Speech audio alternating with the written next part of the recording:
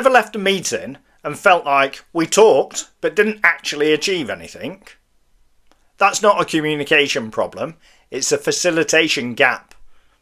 And here's the twist. Facilitation isn't passive, it's one of the most strategic tools a project manager can actually use. Hi guys, welcome back to Project Management 101. I'm Dave, it's great to see you again. Today we're deep diving into facilitation, tools, techniques, ways you can use it. When I first started out, I felt terrible at facilitation. I used to ask her on training courses all the time. There weren't really any out there, so I had to learn the hard way, by experience. Today I'm going to share some of that with you.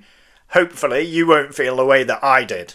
For me, facilitation is the intentional design and guidance to help people effectively collaborate to reach shared collective outcomes. Facilitation is not about being neutral, it's about being constructively directional. It's not about control, it's about creating conditions for clarity and progress. It applies to meetings, workshops, planning sessions, stakeholder reviews. Any other meetings where you need to sync up with your team require great facilitation. Facilitation is how project managers lead without taking the microphone. Why does facilitation matter as a project manager? It really helps to drive alignment across teams and cross-functional teams alike. It helps to surface blockers early. It helps to build psychological safety and trust. And it helps to accelerate decision making and alignment without forcing consensus. So the way that we see facilitation as project managers is really important. Here's a few different ways that you can use it and think about it. As a lens, to help your team see what matters the most right now more clearly. How about as a rhythm? Maybe it's the tempo. Maybe you can pause for dramatic effect. How can you accelerate it when needed? How about as a mirror? You can use it to reflect back clarity and understanding to help drive consensus and alignment. You can use it as a scaffold to help let ideas climb and circulate into the wider group. That one's really powerful. Bringing this to life then, how can you practice it? Like I said at the start, I really struggled with this earlier in my career and I've built many years of knowledge, and practice is the key to getting great at facilitation. Start with a space that you've designed purposefully to drive outcomes. What's the space? What's the environment? Do we need pens and paper? Do we need a room? Do we need whiteboards? How are we going to run and lead a team through an event that's facilitated? How can you make it easy for everybody to contribute? Think about structured prompts in advance. What about if the meeting goes sideways? How can you bring it back on track? What are the prompts to get people to engage and talk to each other? Here's a few examples. What's unclear? Is there something that's blocking us? What's the one thing that we're all thinking but not saying? Who needs help? Do we really understand this?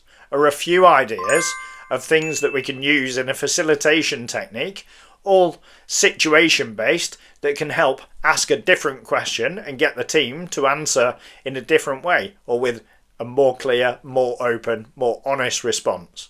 We create the safety that allows the teams to open up, and then we help them to clarify it and see that and then gain consensus. When we are facilitating, we should watch the energy in the room. Who are the people that are really actively contributing? Who aren't? How can we bring those people in? How do we stop one person just taking over? And these are all fine balances that we have to play. Having the presence of mind to stop and reflect and summarise back to the team. Is this what we mean? Are we all okay with this? Do we have any questions? Are we sure we mean this? They're all great prompts to drive conversation as a facilitator. Here's a practice tip. Go away, align with your teams and spend 15 minutes together in a sync purely focused on gaining clarity. No alignment, no consensus to be reached, just clarity from every individual, and see how you get on facilitating that group for 15 minutes to get to clarity about whatever your current situation is. So that might be a piece of project work, it might be a smaller, more localized task, it might be an operational role, you might have some data entry. Whatever it is, run that exercise and it will help you hone those facilitation skills. It'll be interesting. Drop a comment, let me know how you get on. Some common pitfalls that you can fall into as a project manager will trip you up, and it's really important that you don't over facilitate. That can kill flow and engagement. Under facilitate, dominant voices taking over the group and nobody stepping in to control that, bringing in the quieter voices. Facilitating shared discussion is equally as important. Another pitfall is mistaking silence for agreement. It's really important. In the same way that you're facilitating to make sure dominant voices aren't just taking over, where you are noticing people that aren't perhaps contributing as much, how do you bring those in? Perhaps you can ask questions like, what do you think? How do you feel about that? Do you have an opinion? To the more quiet voices, bring them in, and it helps control the noisy voices and the quiet voices and creates more harmony. Another pitfall is avoiding tension rather than surfacing it constructively. When you are facilitating, you should bring out those tensions. They're really important because they'll lead to some really strong conversations. Perhaps somebody's really worried about an issue or there's a really strong opinion. Bringing that to the forefront, having a really constructive conversation around it based on facts and data and removing emotion allows you as a facilitator to get to a better outcome. Facilitation isn't soft, it's strategic.